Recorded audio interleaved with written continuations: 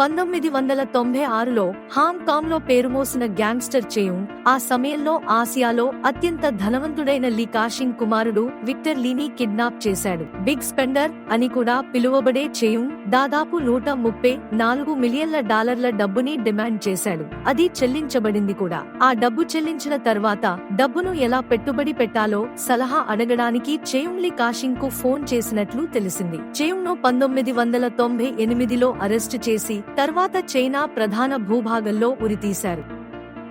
అంతరిక్షంలో గ్రహాంతరవాసుల అన్వేషణ కోసం ప్రత్యేకంగా ప్రపంచంలోనే అతిపెద్ద టెలిస్కోప్ ను నిర్మించడానికి చైనా $185 మిలియన్ పైగా ఖర్చు చేసింది. ఈ క్రమంలో ఈ ప్రాజెక్టు కోసం ఒక ప్రత్యేకమైన టీంను కూడా తయారు చేస్తున్నారు. జింజియాన్ ఉగైర్ ప్రాంతంలోని కితారులో ఈ టెలిస్కోప్ ను నిర్మించాలనే యోచనతో ఉంది చైనా ప్రభుత్వం. ఒకవేళ ఇదే ప్రాజెక్టు గనుక విజయవంతమైతే ప్రపంచంలోనే అతిపెద్ద రేడియో టెలిస్కోప్ ను నిర్మించిన ఘనత చైనాకు దక్కుతుంది.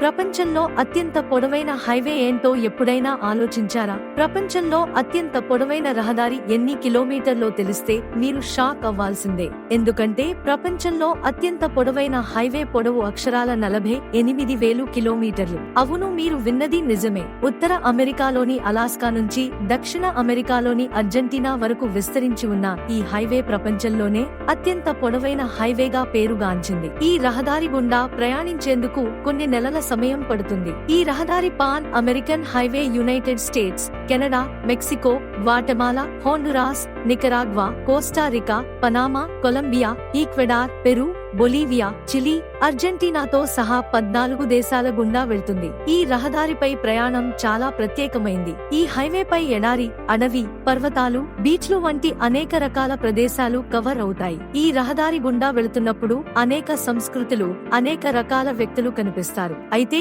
ఈ హైవే పలు దేశాలను, విభిన్న ప్రాంతాలను కవర్ చేస్తాయి కాబట్టి అన్ని రకాల డాక్యుమెంట్స్ వెంట పెట్టుకుని ప్రయాణించాలని చెబుతుంటారు.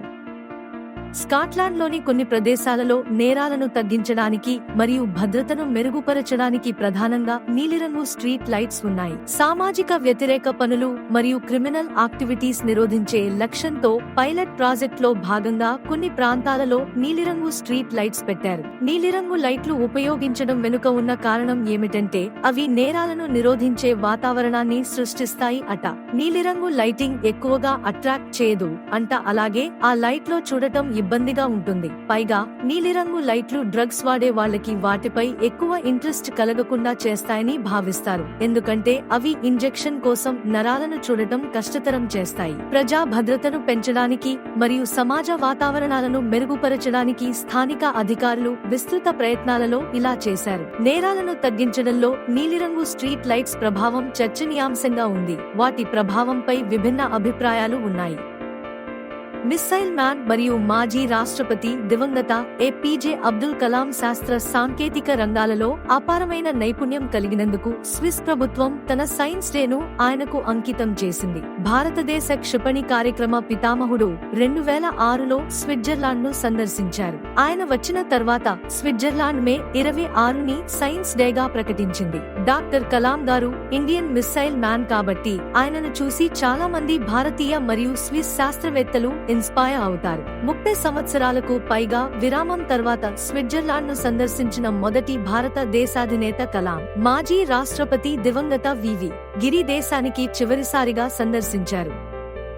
మీరు మీ పిల్లలను ప్రపంచంలోనే అత్యంత శక్తివంతమైన బిజినెస్ లీడర్లుగా తీర్చిదిద్దాలనుకుంటున్నారా? అయితే మీ పిల్లలను బేగంపేటలోని హైదరాబాద్ పబ్లిక్ స్కూల్ కు పంపించండి. ఎందుకంటారా? అయితే ఈ స్టోరీ చూడండి. Microsoft CEO Satya Nadella, Adobe Systems Shantanu Narayen, Master Cards CEO Ajay Banga వంటి వారంతా ఇందులోనే చదివారు. సత్య నాదెళ్ల, శాంతను నారాయణ్, అజయ్ బంగ వంటి బిజినెస్ లీడర్లు మాత్రమే కాదన్నోయ్. వైఎస్ జగన్మోహన్ రెడ్డి, అక్కినేని నాగార్జున వంటి ప్రముఖులు కూడా హైదరాబాద్ పబ్లిక్ స్కూల్లోనే చదువుకున్నారు. స్కూల్ వెబ్సైట్ లోని సమాచారం ప్రకారం చూస్తే ఇది 1923లో ఏర్పాటైంది. నవాబులు, జాగీర్దార్లు, బ్రిటిష్ అధికారులు వంటి ఉన్నత వర్గాల పిల్లల చదువుల కోసం దీన్ని స్థాపించారు. 1950లో జమీందారీ వ్యవస్థ రద్దు కావడంతో అప్పటి వరకు కేవలం ప్రముఖుల పిల్లలకే పరిమితమైన ఈ స్కూల్ పబ్లిక్ స్కూల్ గా మారింది. 2017లో భారత్లోని టాప్ 10 స్కూల్స్ లో ఇది ఒకటిగా నిలిచింది.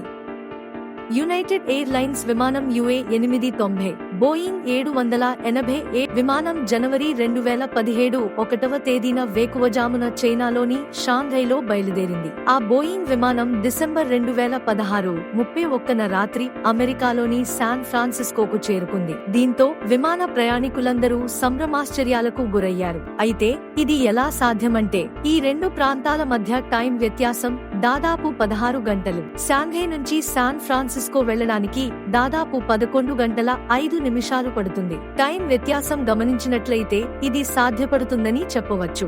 ఇంకా చెప్పాలంటే షాంఘైలో జనవరి 2017 1న టైం మధ్యాహ్నం 12 గంటలు అనుకుంటే సరిగ్గా అదే సమయంలో శాన్ ఫ్రాన్సిస్కోలో టైం 2016 డిసెంబర్ 31 రాత్రి 8 గంటలు ఉంటుంది. 1 కాదు 2 కాదు, మొత్తం ఈ దేశంలో 7641 ఐలాండ్స్ ఉన్నాయి. అవును, ఫిలిప్పీన్స్ 7641 ద్వీపాలను కలిగి ఉంది. ఇది భూభాగం పరంగా ప్రపంచంలో 5వ అతిపెద్ద ద్వీప దేశంగా నిలిచింది. ఈ ద్వీపాలను 3 ప్రధాన భౌగోళిక ప్రాంతాలుగా విభజించారు: లుజోన్, విసాయాస్ మరియు మిండనావో. ఫిలిప్పీన్స్ పశ్చిమ పసిఫిక్ మహాసముద్రంలో ఉంది. పశ్చిమాన దక్షిణ చైనా సముద్రం, తూర్పున ఫిలిప్పీన్ సముద్రం మరియు దక్షిణాన సెలెబ్స్ సముద్రం సరిహద్దులుగా ఉన్నాయి. ఈ ద్వీప సమూహం ఉత్తరం నుండి దక్షిణం వరకు దాదాపు 1150 మైళ్లు 1850 కిలోమీటర్లు విస్తరించి ఉంది మరియు దాని విశాలమైన తూర్పు పడమర పరిధి దాదాపు 700 మైళ్లు 1130 కిలోమీటర్లు. మీరు ఫిలిప్పీన్స్ లో ఒక రోజు ఒక ద్వీపంలో గడిపినట్లయితే అన్ని ద్వీపాలు సందర్శించడానికి మీకు దాదాపు 21 సంవత్సరాలు పడుతుంది. ఇదొక అద్భుతమైన పక్షి. దీని శక్తి నమ్మడానికి, ఊహించడానికి వీలు లేకుండా ఉంటుంది. గాలిలో ఎక్కువ సేపు ఎగరడంలో ఇది దిట్ట. భూమి మీద వాలకుండా నెల రోజుల్లో 10,000 కిలోమీటర్లు ప్రయాణించినా అలసిపోదు. తన జీవిత కాలంలో ఇది దాదాపు 85 లక్షల కిలోమీటర్ల దూరం ఎగురుతూ ప్రయాణిస్తుంది. అంటే 10 సార్లు చంద్రుడిపైకి వెనక్కి వచ్చినంత దూరం. 3 మీటర్ల పొడవైన దాని రెక్కలు అద్భుతమైన శక్తిని ఇస్తాయి. ఇది ఒక విమానంలా సముద్రాన్ని చుట్టేయగలదు. ప్రత్యేకమైన సముద్రపు పక్షి ఆల్బట్రాస్ అనే పక్షి భూగోళాన్ని కేవలం 46 రోజుల్లోనే చుట్టేసి వస్తుంది. స్త్రీ శరీరములో 4.5 లీటర్ల రక్తము, పురుషుని శరీరములో 5.6 లీటర్ల రక్తము ఉంటాయి. మానవుని గుండె రక్తమును 9 మీటర్ల ఎత్తు వరకు చిమ్మగలిగిన శక్తి కలిగి ఉంటుంది. మానవుని శరీరములో రక్త ప్రసరణ జరగని ఒకే ఒక్క ప్రాంతము కంటిలోని కరోనా.